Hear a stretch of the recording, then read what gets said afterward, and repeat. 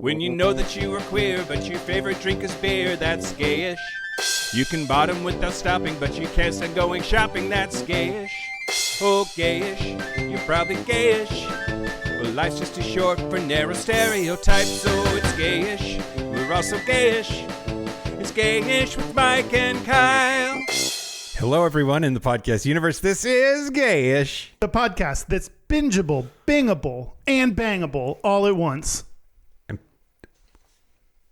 Bingeable? Doing Yes. the math. Doing the math. Did you say bingable? Bingable. Bingable, like you can search for You us. can bing it, yeah. Oh, okay. Yeah. Is this intro approved? Mike approved? You can do all of those things at the same time. Sure. At the same time, I didn't think about that. Oh, but I thought sure. that's where you were going with this. Oh, yeah.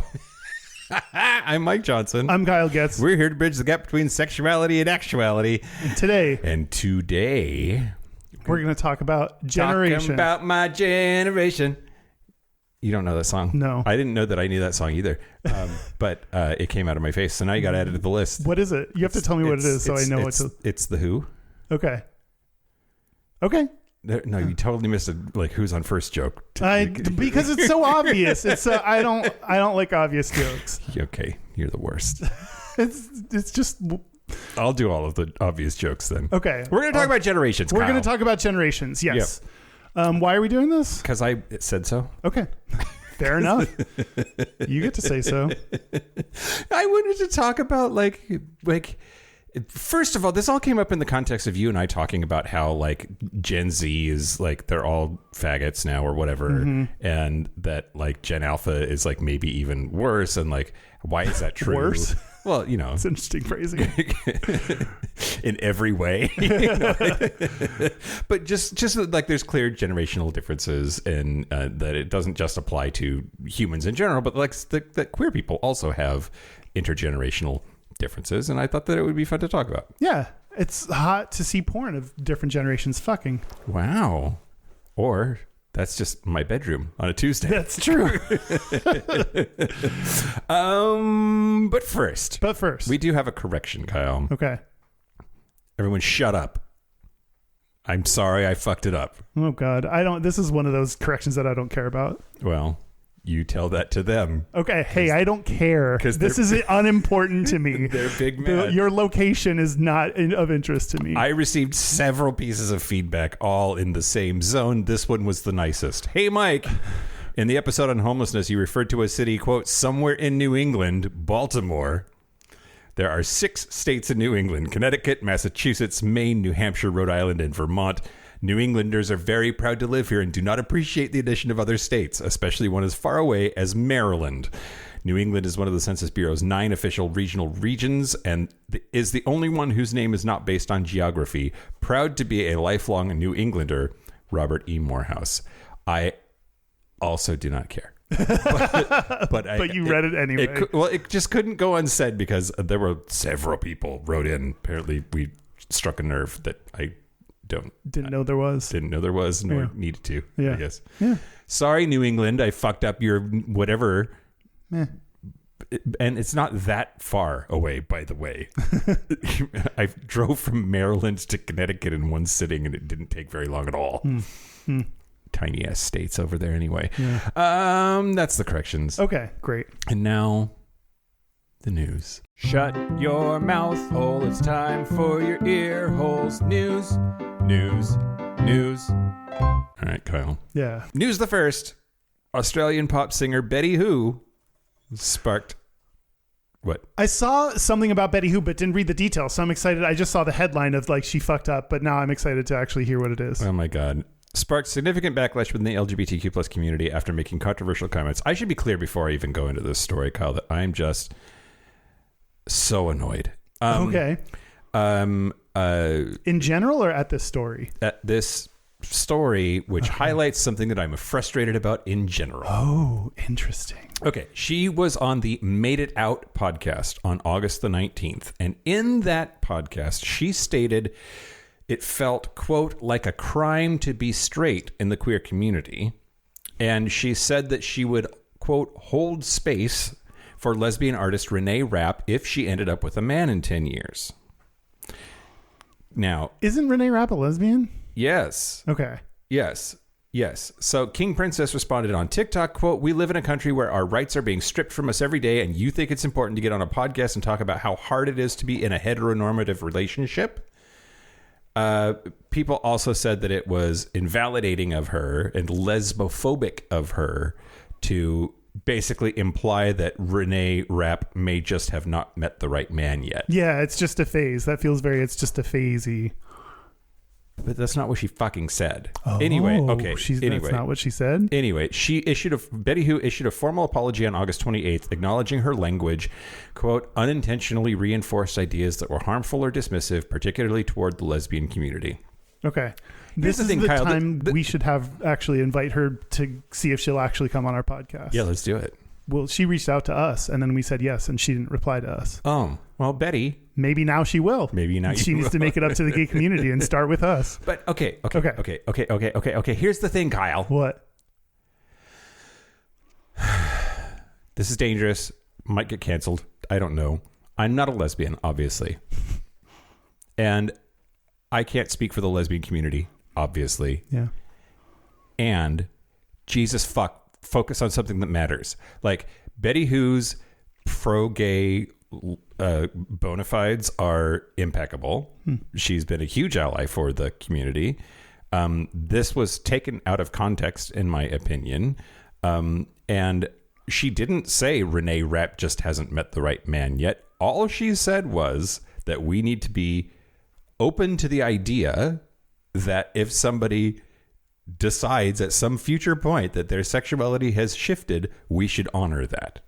And I totally agree with her. Like if Renee Rapp ends up with a man in 10 years, not saying that's a foregone conclusion or that's something that should happen or that it's just inevitable if she found the right dick. None of that was said. It was just like, hey, if somebody's a lesbian for a really long time and then isn't anymore, let's still accept them and love them.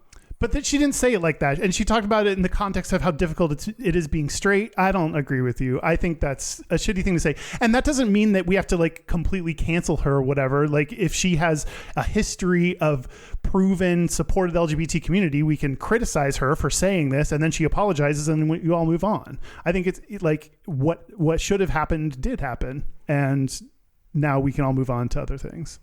Okay, great. Yeah. Yeah.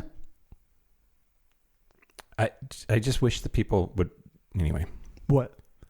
Just focus on being mad at somebody who sucks. Like I you can be mad at multiple people. Like we can I think it's fair to criticize even our allies when they say the wrong thing. Great. All right. You love it. I love it so much.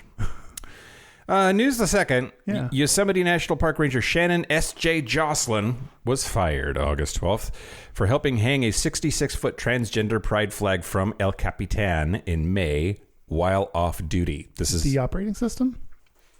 Yes. Yeah.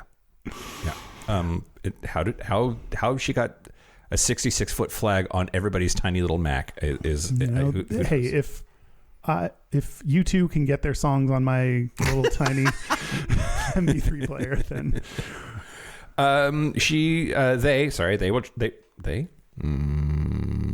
they were terminated for failing to demonstrate acceptable conduct despite the 2-hour display being done in their free time as a private citizen. National Park Service immediately updated the rules to ban large flags, is pursuing criminal charges against other participants. Environmental drag activist Patty Gonya organized action to show, quote, trans people are natural and trans people are loved. But yeah, so they did this while they were off duty in their free time as a private citizen and didn't destroy anything. It's just a free speech issue and apparently just saying that trans people are natural and loved is enough to get you fired from the Trump administration. And trans people can climb shit. That's impressive. Yeah. You know the gays aren't going to help with that. Nope. That's all you. That's all you. Yeah, I have a problem with people getting trouble at work for things they do in their personal life, and that includes the other way when conservatives, like that happens to conservatives. I also don't love that. feels like there's a free speech kind of thing going on that I don't like. Yeah, I'm with you. Asterisk. Mm-hmm. Like, I think that there are a lot of like virulent, terrible people who are exercising their free speech, and that's fine. But over and over again in a way that directly butts up against the stated policies of their employer, right? Like if you just say faggots are all going to hell and should burn over and over and over again, and you work for a San Francisco based tech company like mine, like saying that in a forum that is like less public is fine. But if you go on MSNBC and say that, and they put like Salesforce employee so and so, and then you're saying these virulent things, I think that's different. I don't know. I'll have to think about that. All right, I'm not convinced. that's fine. But anyway, they did this on their free time, and it's clearly flags weren't banned before because they had to add a new rule because of this. Right. So it wasn't like they did anything against the rules. Right. Exactly right. That sucks. Exactly right. Yep. Hopefully they sue and hopefully they win. Yeah. I'm not going to hold my breath, though, because everything's bad and you should feel bad today. News the last, Kyle? Yeah. Okay, this is great. This is great. This is great. Okay, have you been following this thing in Texas where like they're trying to like redistrict, and they're like forcing the Democrats to like say where they're going, and they're like the police officers are following the Democrats around. So Texas State Representative Venton Jones, who is the Texas House Democratic Caucus whip, is being followed. His every move is being followed as part of this redistricting thing. So he, who is an out gay man, just like decided to go to the gay bar, and he forced all of these like Texas state troopers, who ostensibly are not the kind of people that you would expect at a gay bar, to follow him into a gay bar. But I didn't think about this when I saw this story. I was like, that's awesome. That's hilarious. Good for you. But then you're like bringing in state troopers into a gay bar, which is like maybe not everyone's favorite thing, is these kinds of people in authority. Yeah, I get that. But they're the ones that followed him, right? Like, anyway. So he is one of the few out lawmakers and met with fellow Democratic State Representative Terry Meza at the Rose Room, which is where we did our live show when we were in Dallas. We did our show there. This is according to Cron. I don't know what Cron is. I assume it's Houston like Chronicle, I think. The Houston Chronicle? Sure. The lawmakers were there to meet with the Stonewall Democrats of Dallas, but their attendance meant dragging police escorts into the venue. Anyway, I'm sure it made everybody really uncomfortable. Yeah, including the state troopers. And the hope is that it made them more uncomfortable than it made anyone else. Yeah, I hope so. I hope they got hit on mercilessly. Yeah. And they had to go home and tell their wives how horrible it was. Yeah, me too. Because they loved it. They secretly loved it. They loved it the whole time. Yep. Let me show you my gun. Anyway, okay. That's it. That's the news. That's the news. Speaking of things we love, I want to thank our new Patreon member, Todd Lund. Todd Lund. Yep. Thanks for having an easy name. The boat Lunds, probably. What? There's a brand of boat called Lund. My dad's obsessed with it. That's my straightest of the week. Yeah, for sure. If you want ad-free episodes a day early, if you want to use Mike's hole. Use my hole. If you want to get discounts on the merch store, and if you want to support the show, go to patreon.com/gayish podcast. If you want to get into heaven, give us money. Wow. We're sainted now. That's true. And that's a pretty cheap, if you think about it, that's a pretty cheap way to get into heaven. Yeah. You don't have to repent. Yeah.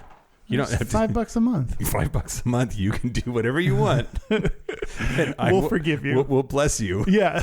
And you'll make it into heaven. For sure. Great. Do you want to talk about generations? Let's talk about generations, Kyle.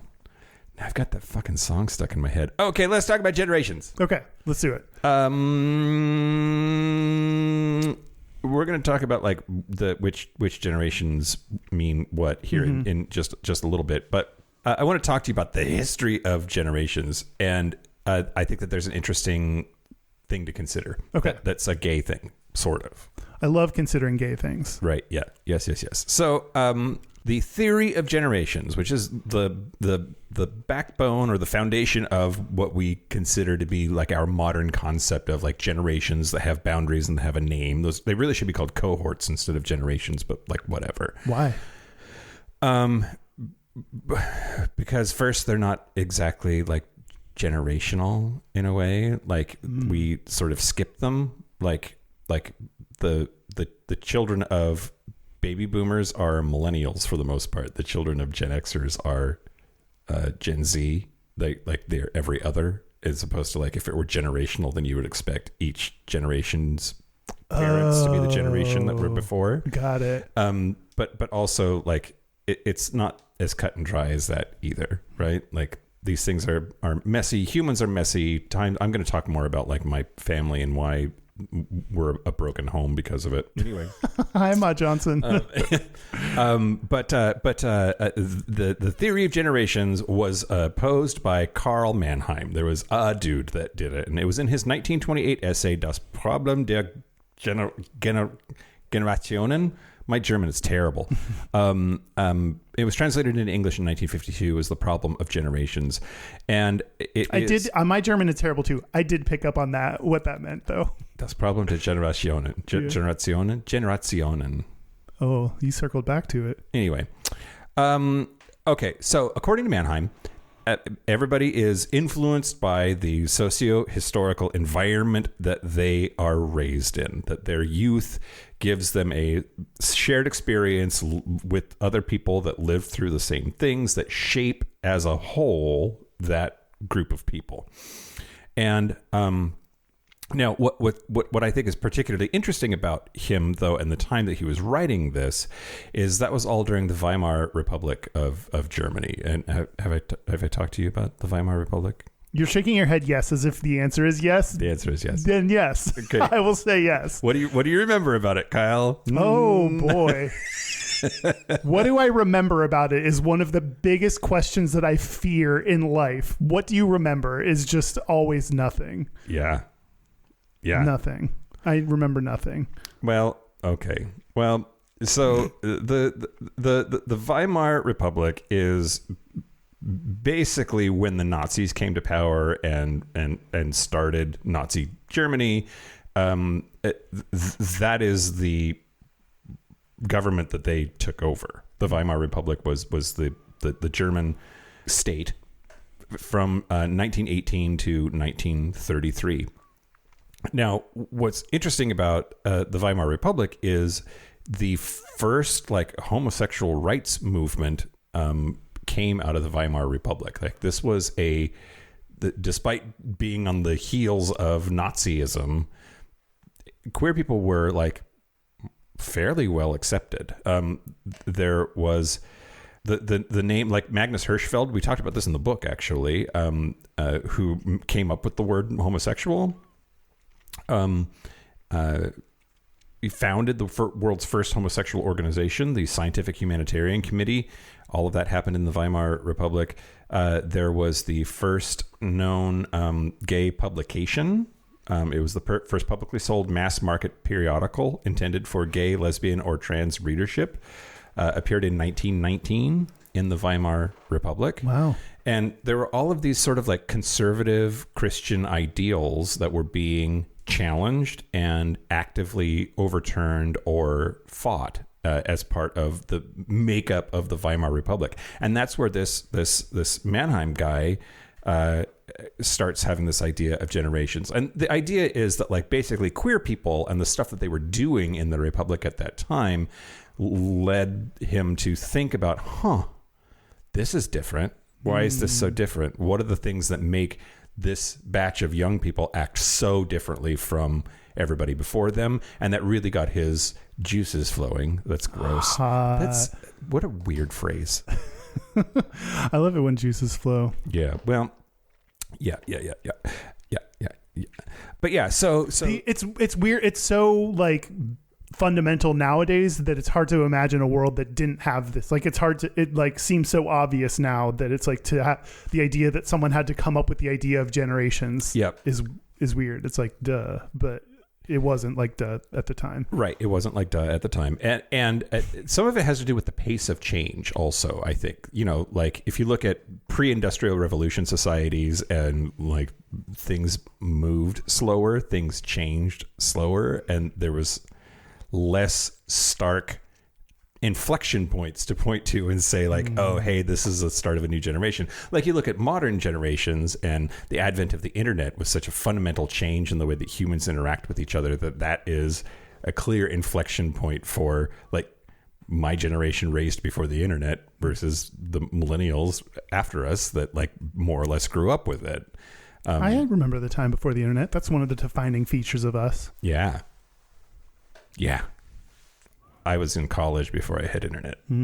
That's when we got Facebook in college. But yeah, things have to move fast enough for there to be enough of an impact. So that's maybe part of why it arrived so late on the scene as like a concept. Okay. Now I wanted to talk briefly about this idea that of generational layering. There's this whole study that was done called Understanding Generation Gaps in LGBTQ plus communities. I tried to tell my therapist that age gaps are more prominent in the LGBT community, and she didn't believe me. I think they are. They for sure are. Yeah. There's different theories as to why. Because we have less people to go after, so we have to cast a wider net. It could be that's one. It's definitely it. Potentially. Definitely. This might be another one though. Oh. So they basically were trying to make the argument that gay people experience generations differently than straight people. And the idea is basically that gay people have this delayed arrested development between when they come of age and the way. Let me back up.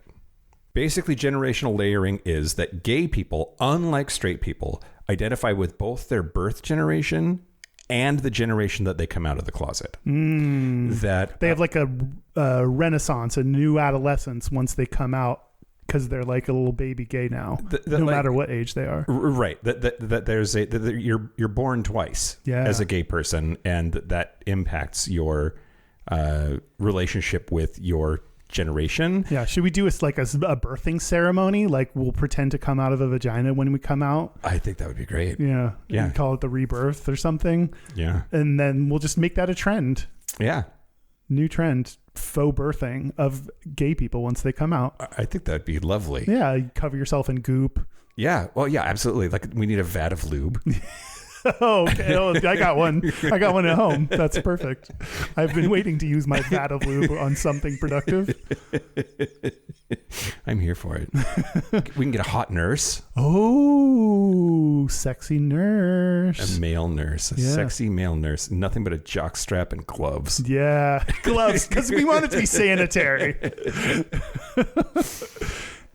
One of the explanations for maybe why age gaps are more accepted in the gay community, it might have to do with this. It's not just that there's a limited population, but also like if you come out at 30 and like I did hypothetically, that you now suddenly have a bunch of things in common with a generation that's behind you culturally, and that might make it easier or more acceptable or more likely that you will be in an intergenerational relationship. Because you can relate more to them. Right. Yeah. Yep. Anyway, I just thought that was really interesting, this idea that like gay people get two generations because the coming out process like lets you belong to the next one. Yeah, we get two generations and crippling depression. Right, you know, it adds up. It's the circle of life. Okay, let's talk about the actual like generations themselves. Okay. So we're going to outline those a little bit. Let's go backwards. Maybe. Okay. Should I do my quotes while you talk about the generations? Ooh, that's great. It's like we planned it. Yeah. Great. So the current generation, babies being born today, are Gen Alpha. Yes. And Gen Alpha is anyone born after 2013. And I don't have a quote for Gen Alpha because when you search for quotes for Gen Alpha, it only gives you slang. So I'm going to talk about Gen Alpha slang on the Patreon bonus segment. Thank God, it makes no sense at all. Skibbity boobity boop or whatever. Yep. Skibbity boopity boppity boo. Okay, then let's talk about Gen Z, also known as Zoomers. That is kids born between 1997 and 2012, which this is just one. By the way, the boundaries between these things are not fixed. It's like this is just one way of breaking it down. There are others. So whatever dates I say, don't freak out. It might be slightly before that. It might be slightly after that. Yeah. However you identify is totally fine. I identify as Gen Z. Okay, well, we're going to have to talk about that. I don't for sure. But yeah, Zoomers, 97 to 2012. Abby Hamilton says, quote, Gen Z is ready to change the world. They just need you to let them. Yeah. Okay. I think that can be true, but there are also some white supremacists. There's I'm going to talk about how gay generations are. Yeah. But it's dangerous just putting all your faith in them because there are some like neo-Nazis going on. Yeah. Yeah. Yeah. Also, I mean, this is a common refrain when it comes to like intergenerational friction, and experience counts for something. Like you might think you know the answer, and you might think that you're capable of implementing the answer, but also I have 46 years of experience that tells me that maybe you're full of shit and just not realize it. So calm your tits. Yeah. You know? Yeah. Anyway, go ahead. No, that was it. Okay, great. Then moving forward, or backwards, I mean, Gen Y or Millennials. Millennials are roughly born between 1981 and 1996, which thank goodness for that, because it means that I'm dating a millennial, not a Gen Zer. Just barely sneaking into the goalposts. Oh, there. God. Yeah, so for millennials, Kate East, who's the author of Generational Astrology, How Astrology Can Crack the Millennial Code, says, quote, in short, millennials have been dealt a bad hand in their career, social, and romantic lives, some even in their family. In the karma points of the world, millennials are the lowest caste so far. As a result, they are treated with disdain, contempt, and disrespect. Most of the time, they don't fight back, usually in danger of losing their financial stability. Mm-hmm. Mm-hmm. This casts such a pessimistic view of millennials. I think part of it's true. Yeah, okay. You know the phrase loved and hated but never ignored? No. Okay, great. But now I do. Great. I mean, Gen X, we just get ignored. Like millennials get hated on. We just get ignored. Which is better. So Gen X is 1965 to 1980. Do you have a quote? Oh, this is when I do the quote. Sorry. Gen X, Tammy Hughes, CEO of Claire Rains Associates LLC, which is a Wichita Falls, Texas consultancy that works with companies on generational issues. Great. Says, quote, Gen Xers, I have one word that I think about when I define them, and that word is efficiency. Do you think of efficiency when you think of Gen Xers? No. Okay. They're looking for ways to get their work done, get out, go home, and spend time doing the things they love to do. That's true. I do think that my generation has a focus on work-life balance, and like I shut my laptop and I go home. But we'll talk about ourselves later. You're just barely a Gen X. Yeah. Well, okay. We'll talk about ourselves a little bit later. But this is just one more place where like the lines between these things are fuzzy, right? Like there is no definition by which I am not a Gen Xer. I'm born in 78. Like nobody says that I'm not a Gen Xer. My brothers, however, were born in 81 and 82. They're like pretty solidly millennials. Mm-hmm. We were raised in the same household. We're not from different generations. We're like clearly like peers. And there's a bunch of stuff about Gen X that doesn't apply to me because they're older. There's a bunch of stuff about millennials that doesn't apply to them because they have it doesn't make any sense for us to say like bright line 1980 end of list. Yeah. So anyway. Yeah. The baby boomers, okay, boomer. Some would say that they're just as maligned as millennials. And that actually the narrative is that the boomers hate on the millennials and the millennials hate on the boomers, and that Gen X is just getting ignored in the middle, like watching the shit fly over them. But baby boomers are 1946, the end of World War II, and to 1964.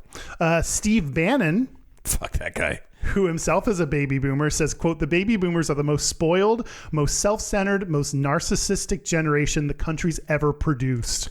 Wow, I agree with Steve Bannon. Wow, you and Steve Bannon, you're like two peas in a pod, just BFF. Yeah, we're basically the same. Kind of the same person. Oh my god. Yeah. Oh my god. Okay, that's really interesting though. Yeah. It's really, really interesting. And I don't know if I don't think I disagree. Okay. I think every generation is uniquely self-absorbed and uniquely narcissistic, and they just have different ways of expressing it. And baby boomers have all of the power and all of the money right now, and have for a while. So you makes sense you criticize the people that have the money and the power because they're not, especially when they're not using it to like fix the problems of the world. Right. Exactly right. Yep. Their selfishness is the same as every other generation's selfishness. They just have a lot more to not share. Right. That makes sense. Then is the silent generation, because they're mostly dead. It is they're so silent they could barely talk. From 1928 to 1945. You could say that that's like, you know, the Depression to World War II, give or take, through World War II, give or take. Anyway, 1928 to 1945. This is my grandparents. All four of my grandparents fall into this. Nope, that's not true. Damn it. My mom's parents fall into this group. From Joan Dighton, who I have no idea who it is, but she said, quote, we were that generation called silent, but we were silent neither, as some thought, because we shared the period's official optimism, nor, as others thought, because we feared its official repression. We were silent because the exhilaration of social action seemed to many of us just one more way of escaping the personal, of masking for a while that dread of the meaningless, which was man's fate. Ooh, nihilist. I know. That's yeah. Were they that silent? I guess they were. I don't know. No. And then is the greatest generation, which thanks Tom Brokaw for that. I think it was Tom Brokaw. Yeah. I have a quote from him. Okay, great. The greatest generation, the GI generation, is 1901 to 1927. So post turn of the century up until the Depression-ish. Yeah, and if you're still alive and in the greatest generation, good for you.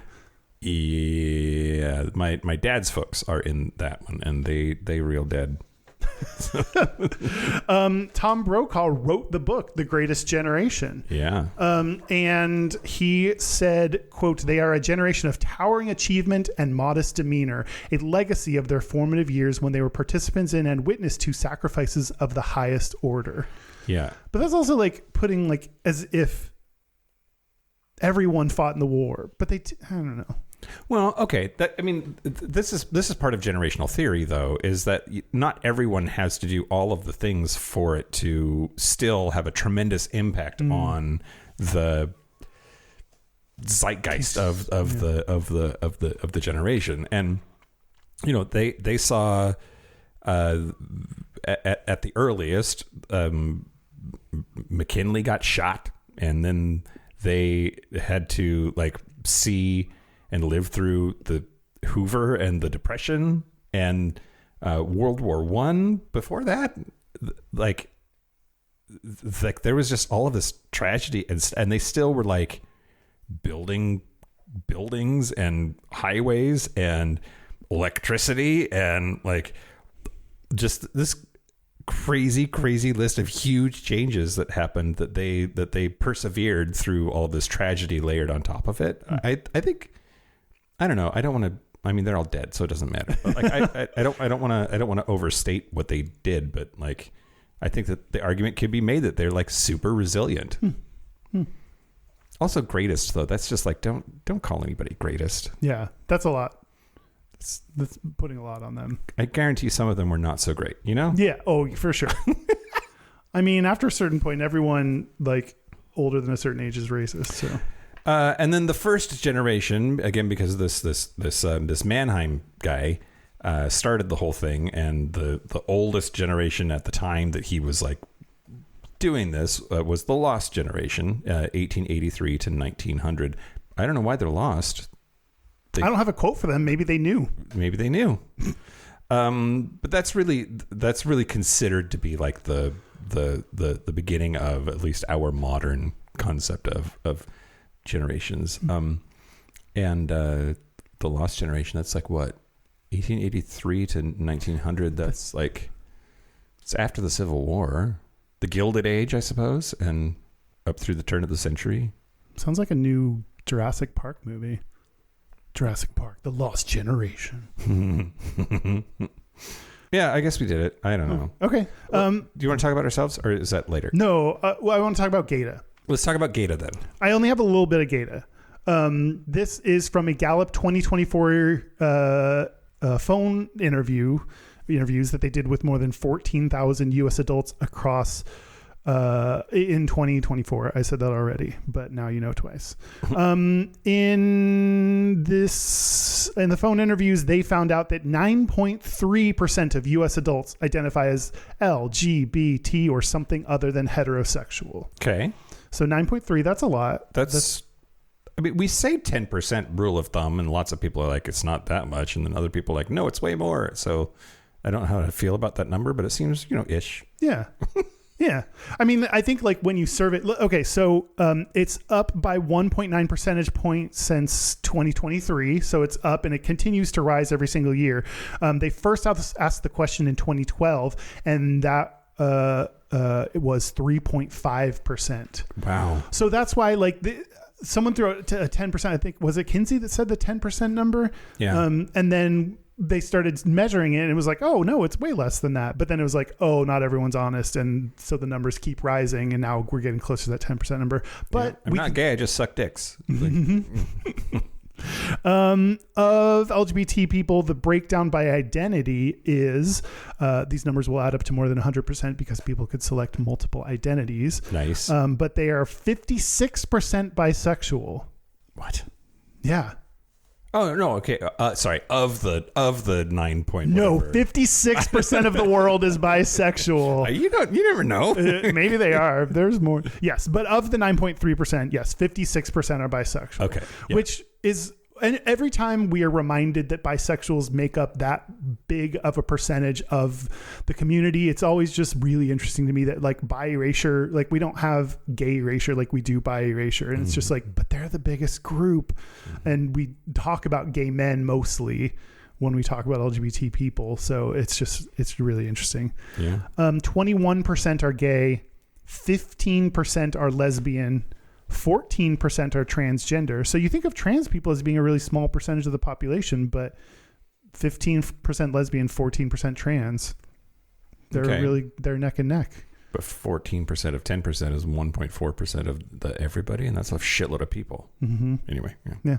And this is the thing like that pisses me off sometimes when conservatives will be like, "It's such a small percentage. Why do we care?" Because times 300 million people in this country, times 8 billion people on the planet, that's a lot of fucking people. You asshole. Sure.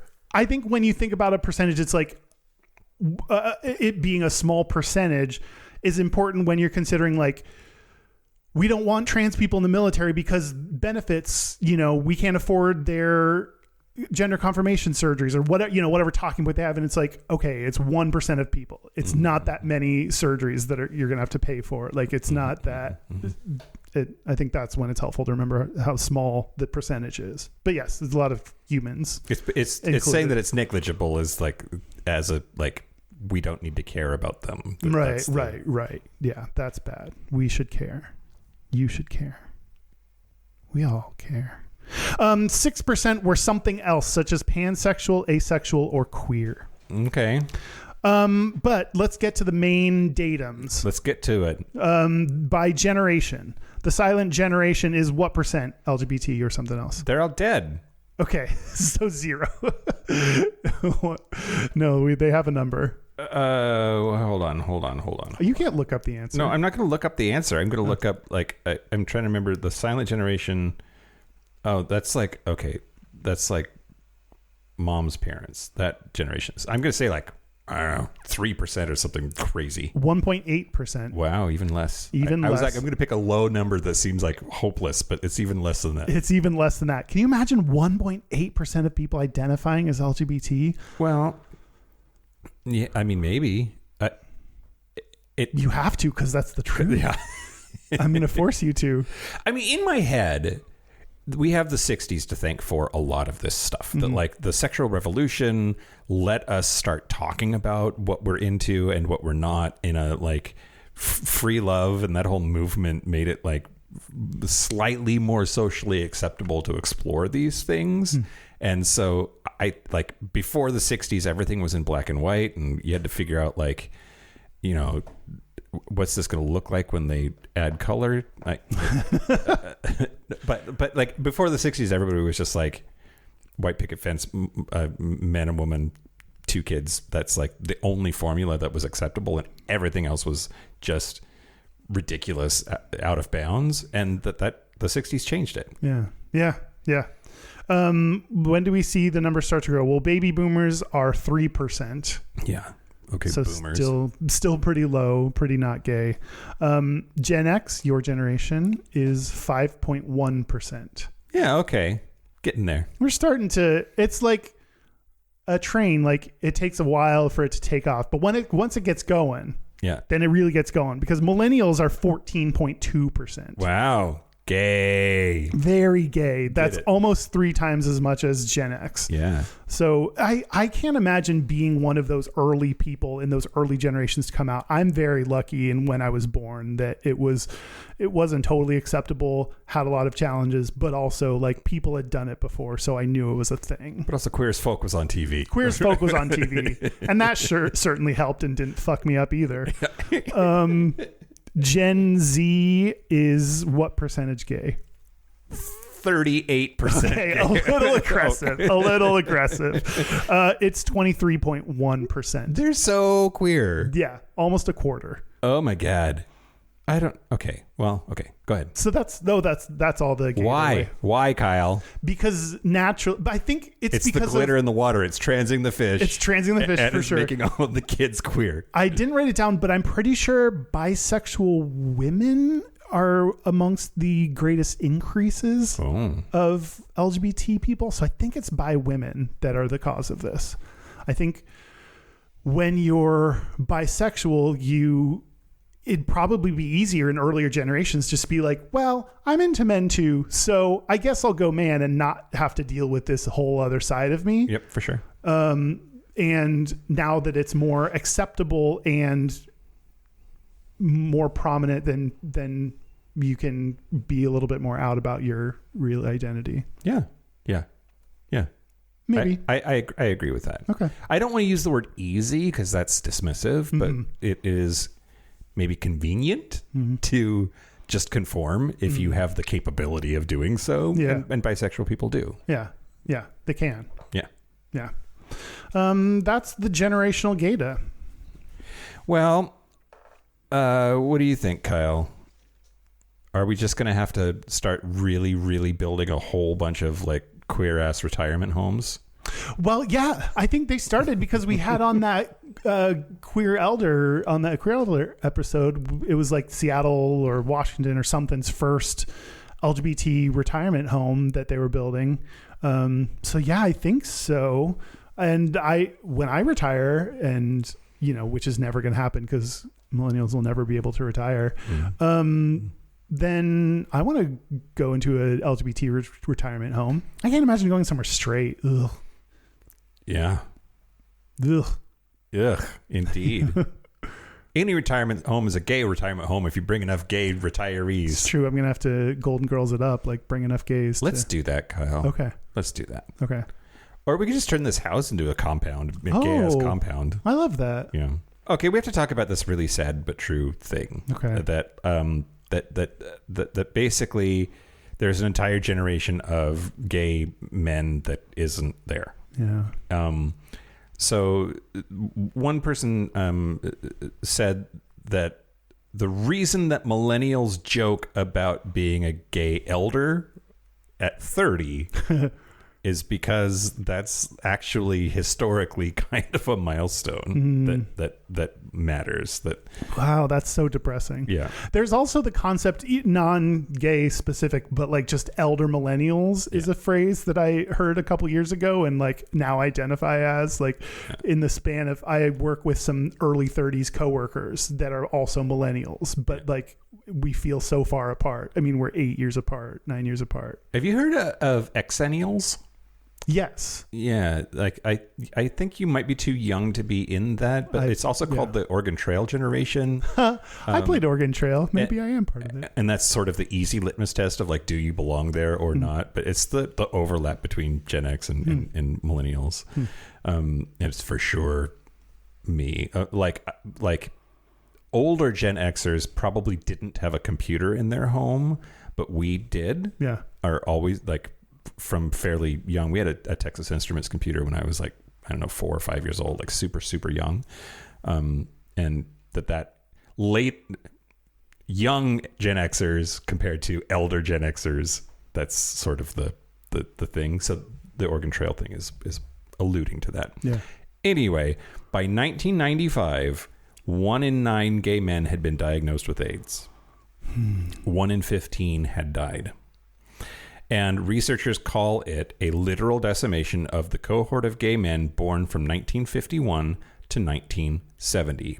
Basically, the boomers got wiped out by HIV/AIDS. And the ones, go ahead. I wonder if that's why they're so shitty nowadays, because all the gay ones, the cool ones, died. Yeah, that's probably true. And it's also worth noting, though, that like, it also, generationally, the ones that survived had this tremendous anxiety about their health, tremendous tragedy and emotional devastation from their friends fucking dying.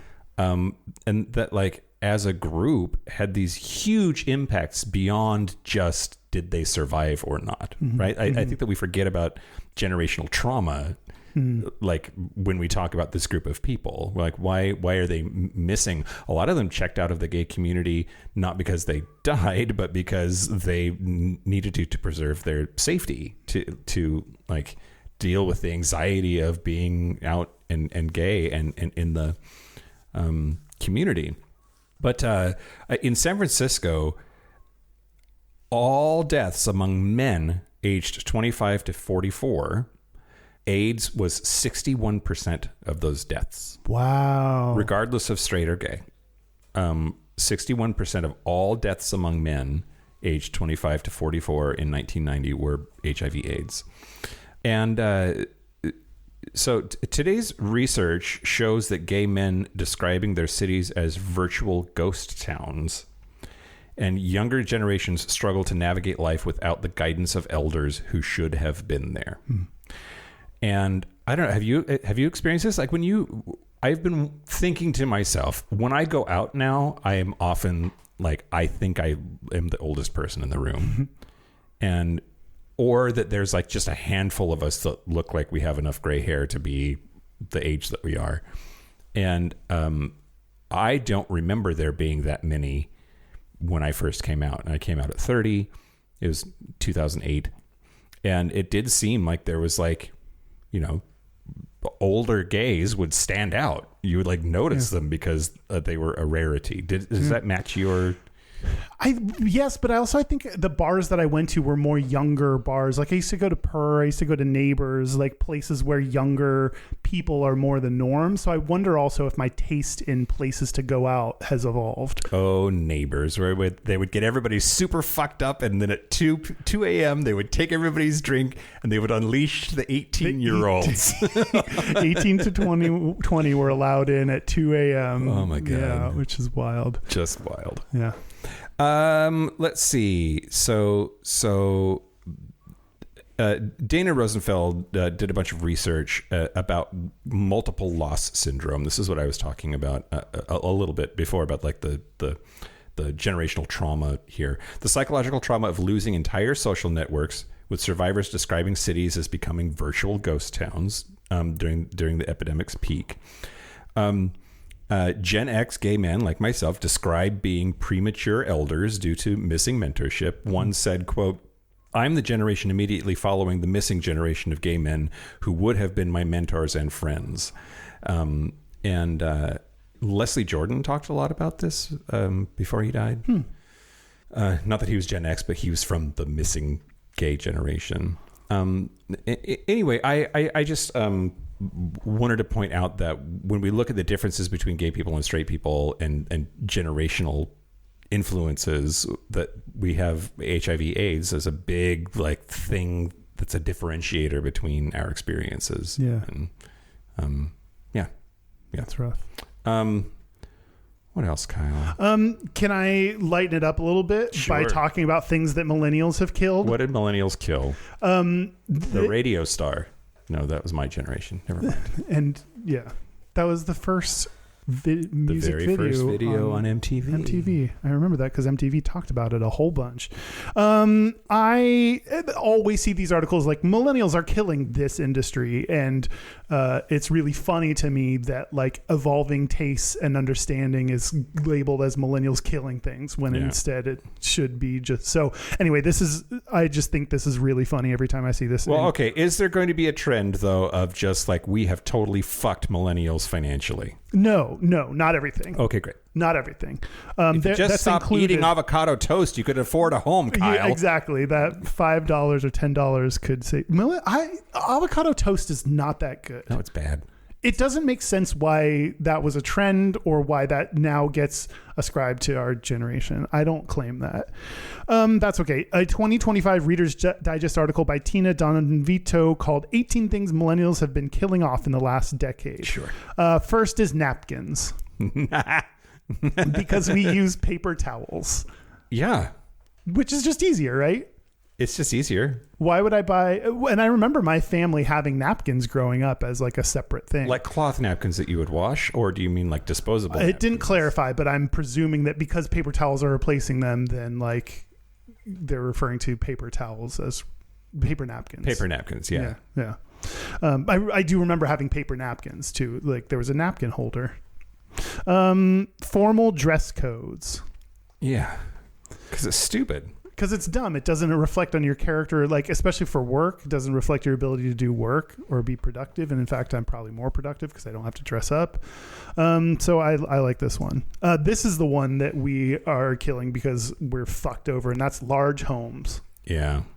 Yeah. Can't afford large homes. Yeah. If you can afford a home at all. Right. We killed. It's getting worse instead of better too, right? Like Gen Z is even more fucked. Yeah. Good luck, everybody. Just fucking tax the rich. We're killing traditional marriage. Sure. A 2023 survey found that 85% of millennials and Gen Z don't feel marriage is necessary to have a committed, fulfilling relationship. Yeah, I mean, they're probably right about that. Probably. Yeah. And I don't know. Get married early and often. That's what I always say. Similarly, we're killing off divorce. We're marrying later. And according to Pew Research Center, marriages involving younger spouses are more likely to break up. Yeah. Because you're stupid. Because you're dumb then, and you don't know how to be in a relationship and communicate things effectively. So, yeah. Continuing on the marriage train, we're killing pricey engagement rings. Because you can't eat a ring. That's not avocado toast. Don't try. This is not my avocado toast. We're killing dinner dates. Dinner dates? Yeah, and it said they prefer to get coffee or drink, which is totally my MO. But is that because of the time investment or the money investment? Because of the time, for sure. I don't want to sit down with a person I actually went on a dinner date recently, thow. Nice. Someone was like, I'll take you out to dinner. And that felt very unique and special. Oh. We're not hanging out again. Oh. But it was a nice idea. I mean, it was a good try. Good effort. Yeah. We're killing traditional hotels. Oh. Because Airbnb? We use Airbnb. Okay. Yep. Okay. Yeah. Airbnb used to be dramatically cheaper than getting a hotel. And I think that it's course corrected now to where they're like close enough that I don't know why I would want to save $10 on the Airbnb to not have somebody clean up after me or be able to like have the standard of quality that I'm anyway. You prefer the hotel? I'm starting to. Like, for me, it was an economic decision, and like Airbnb was just like way cheaper. Yeah. It's not way cheaper anymore, and is just a worse hotel. But then it's like you feel like you're at home instead of feeling like you're traveling. Okay. My dad always books hotels whenever we travel. So, Okay. Boomer. yeah. Yep. Big box gyms. Okay. We prefer boutiques such as Soul Cycle, Pure Bar, and Barry's Boot Camps. I don't prefer any of these. Yeah. But I go to a smaller gym, Yeah. not like a 24-hour fitness or whatever. Is that the only one? Like, are they just Did they enumerate? avoiding saying 24-hour fitness? I get I guess there's LA Fitness and there's like Anytime Fitness or whatever. Anyway, go ahead. Sorry. Yeah, I can't name any other. We're killing American cheese. Of course. Uh, It's too much lactose. That's not. I love me some lactose. What? Why? What? I didn't write anything for some of these. I didn't write anything about it. I didn't write anything down about why. Maybe because it's too processed and not. It's like they're not allowed to say they're cheese. It's like cheese product or something like that. Okay. We're killing cans of tuna. Okay. Sales dropped by 42% over the past 3 decades. I wonder why. It's a good protein. Do you like tuna? Sure, but I never buy it. Oh. Okay. I also don't buy sandwich stuff. Like that's how I would eat it in a sandwich. That's the only way I can think of that I would eat tuna, but I don't buy sandwich stuff because whenever I buy bread, I don't use it and then it just goes bad. So then I just buy bread to throw it away. Yeah. It's like a placeholder for 3 months in my shelf. Yeah. 3 months. I don't keep it for 3 months. That's gross. Bar soap. Okay, this one I don't understand. Yeah. Yeah. Me neither, actually, but why not? Bars of soap is like bars of soap for life, Kyle. Like Me that's too. That's how you're supposed to wash your body. But they use liquid soap. they use liquid soap, and like, okay, whatever. Like, I'm saying they because I don't. Get your little weird pom pom thing and like your body wash and fine. I just can't get it to work for me. I don't like lather up. I just have to keep pumping liquid soap on it. I just don't understand liquid soap. I use bar soap. Yeah, bar soap And for life. I know I'm a rarity. We're killing wine corks. Well, okay, because wine corks are killing the planet. No, I don't know. Just because we use screw caps, it's easier. I mean, yeah. I don't know what. Like, yeah, I look for, and it's rare for red wines to have screw caps, but I always look for and buy the like one of 2 brands that have screw cap. Yeah. Also, it is no longer an indication of quality, everybody. Yeah. Yeah. We're killing motorcycles. Well, they're dangerous. We learned how dangerous they are, and we're less into motorcycling as a hobby. It is hot, though. I would just be. I'm too scared of the dangers to find it hot. But what if you could just sit in the driveway with one that's running and get on the back of the bike, not go anywhere, and just enjoy the throbbing? Yeah, that'd be nice. Like me vibrating against my dick against the back of someone's ass. Yeah. Okay, I get that. Okay, I like motorcycles now. While wearing helmets. Oh, I don't know. I can smash our heads. Yeah. Fabric softener. Yeah, it's dumb. It's dumb. It doesn't make sense. And I think washing machines are now good enough that you don't need them. And it ruins your clothes because it eats them. Fabric softener is very caustic. That's how it does what it does. Is it like just like kind of nibbles at your clothing slowly. And you don't need it for drying either because you can use those dryer balls. I don't use a dryer ball. What do you just have like static ass clothing? It's not static. It's fine. It is though. No, it's not. Oh my God. Maybe I'm old. Maybe. When did they stop static? I don't know. Around my generation, It used to be if you didn't do something about it, you would come out and like you would like shock yourself putting your t-shirt on. Nope. Or it would like stick to your hair. Doesn't happen to me. That's horse shit, Kyle. I don't know what to tell you. Now I'm mad. Okay. We're killing doorbells. Well, We just text that we're there. Do you have that happen when people like come over to hook up? This happens to me all the time. People will like text at like I'm at your door instead of like knocking on the fucking door. Oh. I thought, okay, so like if they're downstairs and you live in a building with an elevator and you have to go let them in because you didn't give them your name so they could find you in the directory so you could buzz them in, all of that makes sense. Yeah, but that's a lot of things I had to say to get to a place where it makes sense. Just knock on the fucking door. Just knock on the door. Someone recently, he was younger, texted me and said, "Here, LOL." Stop putting LOL at the end of everything. Yeah. That's the thing I don't get. We're killing. Also, you're lying.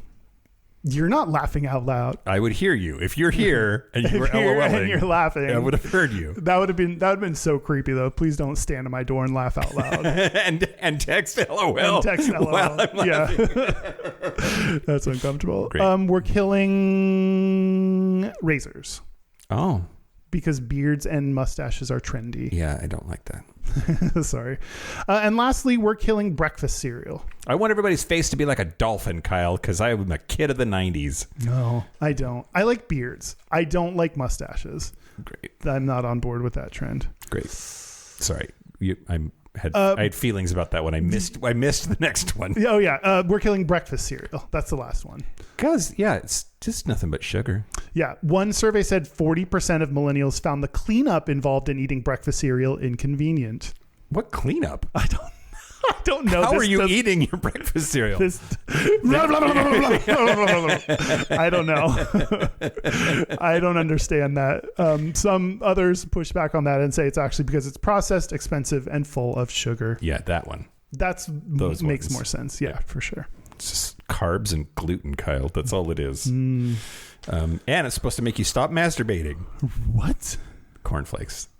Right. We talked about that at one point. Yeah, it's an urban legend, really, but whatever. Yeah. Don't let the truth get in the way of a good story.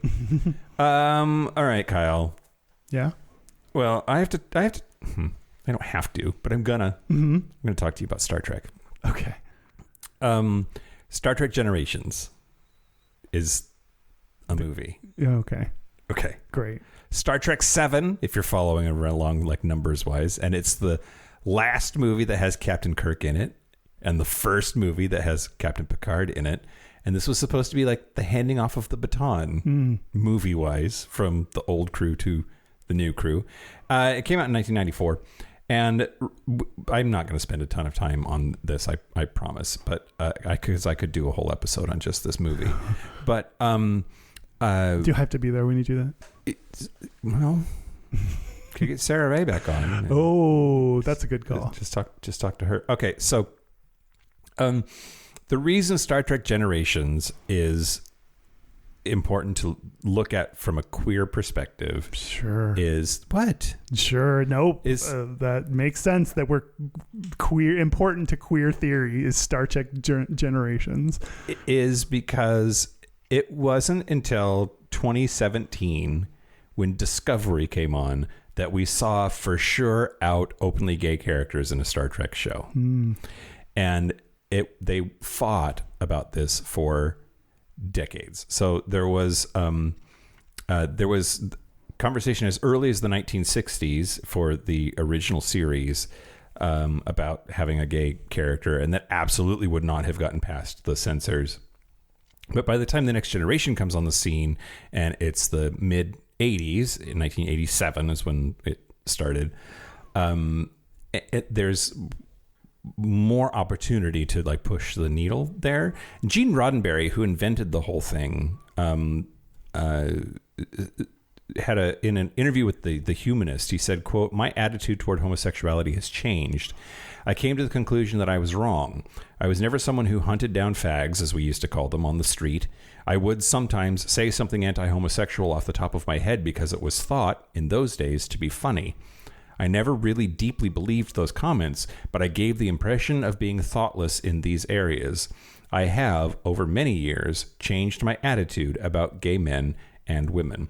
And The Advocate reported that in the 5th season of The Next Generation, there would be gay crew members. And other people like chimed in. Leonard Nimoy, who played the original Spock. The newest Spock is very, very hot. That's nothing to do with what I'm talking about. But in 91, wrote a letter to the Los Angeles Times and said, quote, "It is entirely fitting that gays and lesbians will appear unobtrusively aboard the Enterprise, neither objects of pity nor melodramatic attention."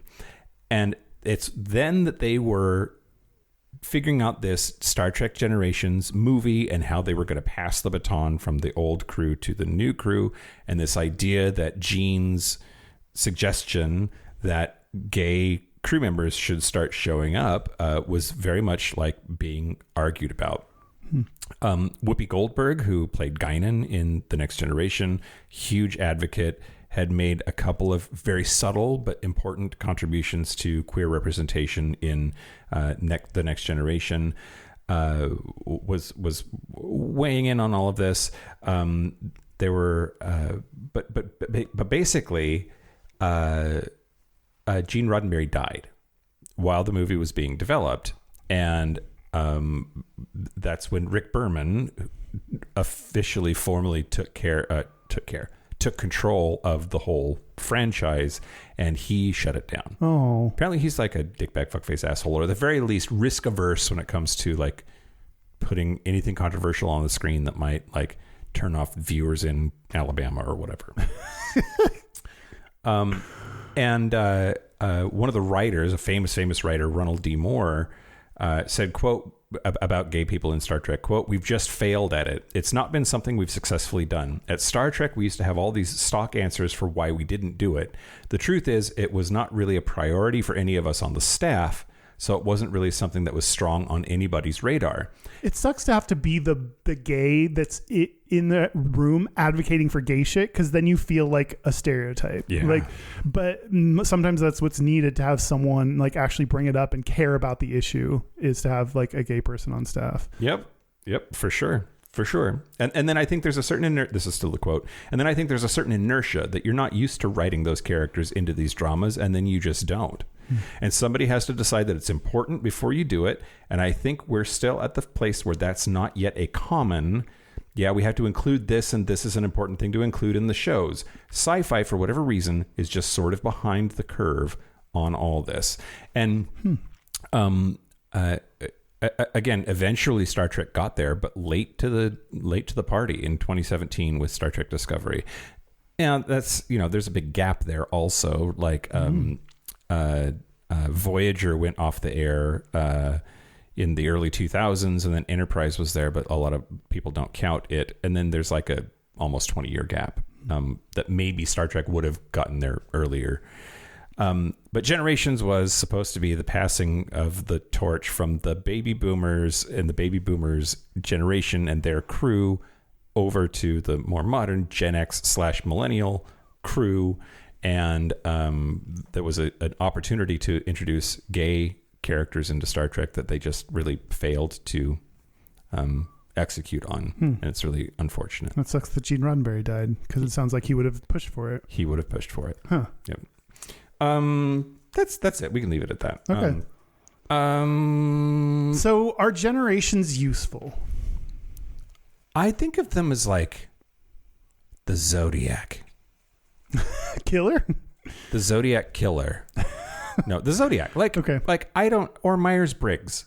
Like, I don't think that these things, like, there's some science behind it. There's some studies behind it or whatever. And there's maybe some truth to it, but it's not a slam dunk. Like, it's useful as a way to ask, who am I? And how does it impact the way that I behave? And it encourages empathy too. It encourages you to ask about someone else, like, why are they behaving this or that way?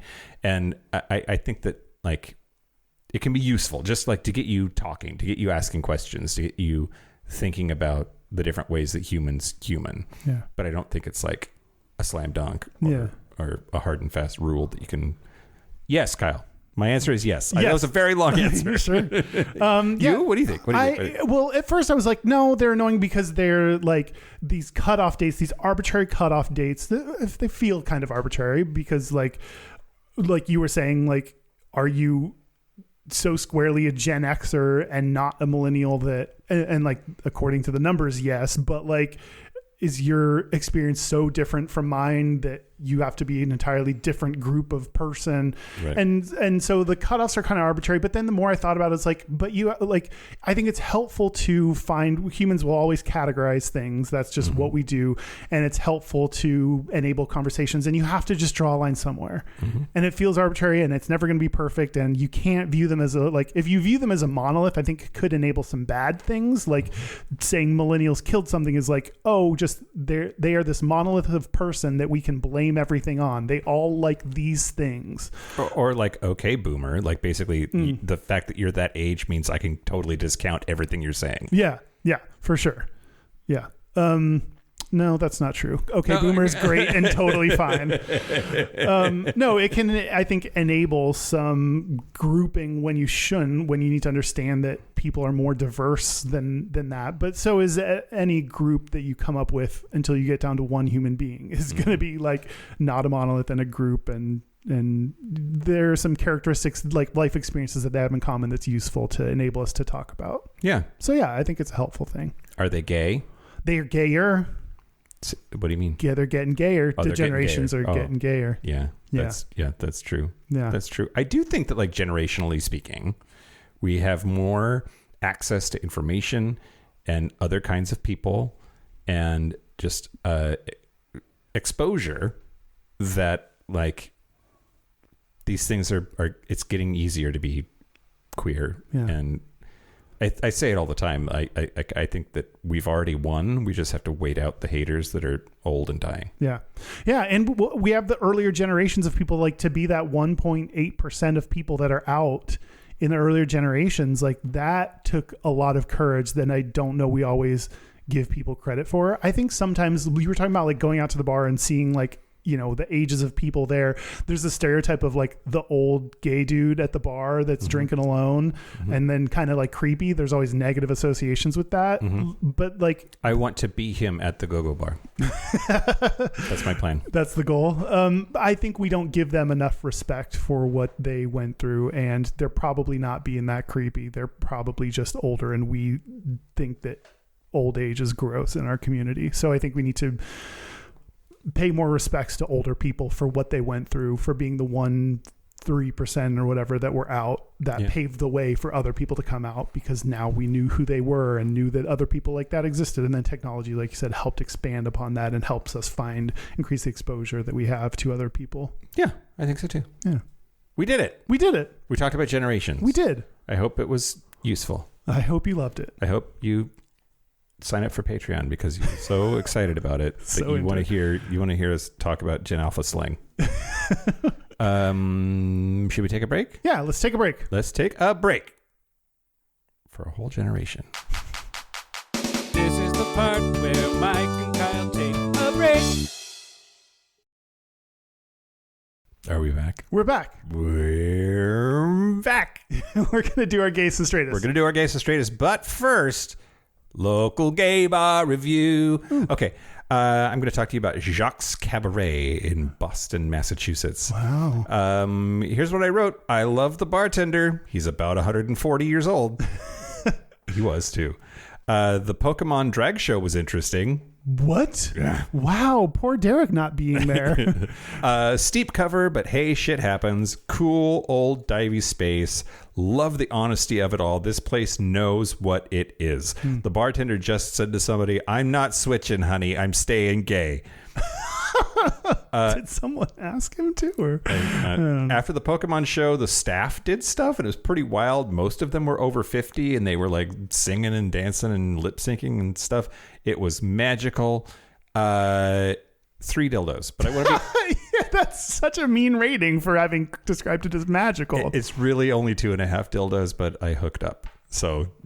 Wow, but it was magical? You had a magical night at a 3 dildo establishment. Yeah. That doesn't make any sense, Mike. You know how, like, sometimes you'll be, like, heading to a movie, like, I don't know, maybe Sex and the City Part 4 or whatever. Oh, okay. And you're like, this is going to suck. And then you, like, really actually super enjoyed it. Mm-hmm. that doesn't mean it's a good movie. Okay. Okay. I get you. Also, the dildo system doesn't have to make sense, Kyle. But I want it to so bad. I know. And I need to give up that hope. I know. And if anybody would have a system that did make sense, it would be me. It should. So now I'm leaning into having it not make sense. Okay. All right. Our website is gayishpodcast.com. We're on social media at Gayish Podcast. You can find our Facebook group and our Discord server. Links to those are at gayishpodcast.com/contact. Our hotline, you can send us text messages or leave us voicemails, especially if, hey, Kyle. Hey, Mike. People need to leave their gayists and straightest. We need more of those for sure. In your own voice as a voicemail. Yeah. We will play it. Yep. I promise. Yep, we will. It's 5855-GAYISH. That's 585-542-9474. Standard rate supply. Our email is gayishpodcast@gmail.com. And our physical mailing address is Post Office Box 19882, Seattle, Washington, 98109. If you want to come on the cruise, you can come on the cruise. It's February 7th through 14th, 2027. You have so much time to get your shit together. Gayishpodcast.com/cruise. Or buy our book, gayishpodcast.com/book. We're still selling them. You can listen to the audiobook too. Whatever tickles your fancy. We should be getting our first check this month. Ooh, I hope it's $1 billion. I hope it's $1 billion. Also, I will quit my job. Okay, Gayest Straightest? Yeah. Are you ready? Yeah. You want to go first? Yeah. Okay, great. My gayest is trimming my eyebrows. Oh. There was once when my hairstylist, Tiffany, who's on the show, said, like, do you need like me to trim your eyebrows? No, you're gay. You probably got this. And I was like, I don't got this. I don't. So she just assumed that being gay meant that I'd trim my eyebrows. So now I feel like it's my duty to trim my eyebrows. Yep. Duty. So, okay. There was a time. Okay. What? As you get older. Yeah. Here's a generational thing. Yeah. They will start growing crazy. Yeah. They'll start going random ass directions. Mm-hmm. But then not only will they start growing random ass directions, they will also turn colors. So you've got to choose between the crazy ones, the gray/white ones, or the ones that are both. And it is a real Sophie's choice sometimes, which ones. But that's like if you pluck them, right? Yeah. Okay. Because I trim them. Like I put a comb up to my eyebrows and then use a razor. That's impressive. Yeah. That's complicated. It takes 2 steps, All right. mins. All right. My straightest is skipping therapy. Yeah, you don't need no therapizing. Yeah, fuck you. I'm good enough just the way I am. Yeah. That's what therapy has taught me. Yeah, go punch a dog. Oh. Or something. No. Okay. The straightest thing about me this week, Kyle. Yeah? Ordering Chinese food. Oh. I don't think gay people eat, and when they do eat, they don't eat Chinese food. I agree with you for sure. Yeah. Especially on bottoming days. Oh my God. $90 worth of Chinese food straight into my ass. And then the gayest thing about me this week is I had a happy hour with coworkers last week, and I had the opportunity to explain to a straight dude that there's not just one gender confirmation surgery. He was like, when they have the surgery, this or that, and this or that, when they have the surgery, I'm like, listen, okay, dude, it's not just a surgery. Mm-hmm. There's many different kinds of surgery. And I don't just mean top surgery and bottom surgery, which are also a thing. There are multiple kinds of top surgery. Anyway, it's like, yeah, I felt I got to queer splain to this dude. Perfect. Yeah, that's great. We have a listener's Gayest Straightest this week. It's from that one guy, Marco. Hi, Mike and Kyle. This is Marco Redhouse from Sacramento, California. I'm calling in with my Gayest and Straightest. My gayest, a couple of weeks ago, I helped out my husband host a leather event at our local gay bar. It was a good event, a good turnout, and a good evening. My straightest, I was getting us some drinks, and inside the bar there are 2 TVs playing. One of them was playing gay porn, and the other was playing a reality show, Naked and Afraid, I think it was. And instead of watching the porn, I was watching the Naked and Afraid. I was watching a guy shoot a bow and arrow trying to hunt a rabbit. So I guess the only thing they'll distract me from porn will be someone doing archery. So there you go. That's my Gayest and Straightest. I hope you guys had a good Pride Month. Looking forward to hearing the next episode. Have a nice day. Bye. Oh, Marco, that's you're an archery fan. I think you do the archery. Yeah. I don't know if I can support archery over porn, but I certainly don't. When Google Voice translated it into words, it just put P instead of porn. It couldn't write out the word porn. I've started seeing people use the corn emoji when they mean porn, and it makes me laugh every time. Oh, that's funny. But yes, getting distracted from gay porn to anything else is pretty straight. Yeah, absolutely. Well, that's it. We did it. Yeah. Thank you to everybody who's in a generation. Yeah. No matter which one it is. Even if you're unless you're like in the leap year of generations where you just missed. Boomer and listen to us. It's fine. And if you're in a cusp, don't feel lost. Yeah. Find your people. Yeah. Speaking of people, thank you to our Super Gap Bridgers, Locomotive, Simon Srirachi, Kaylee Adams, Kid Oliver, Kobe Gordon, Squoggle, Andrew Bugby, William Bryant, John Crowley, Stephen Porch, Yost Osel, Jonathan Montanius, Forrest Nail, Steve Douglas, Explosive Lasagna, Michael Cubbington, Thomas B., Dusty Sanjay Coleman, Chris Cacciatorians, and Jerome York. Thank you for your support. Thank you for your money. That's it. This has been Gayish from the Chris Cacciatorian Studios. I'm Mike Johnson. I'm Kyle Getz. Until next week, be butch, be fabulous, be you. See ya. See you next week.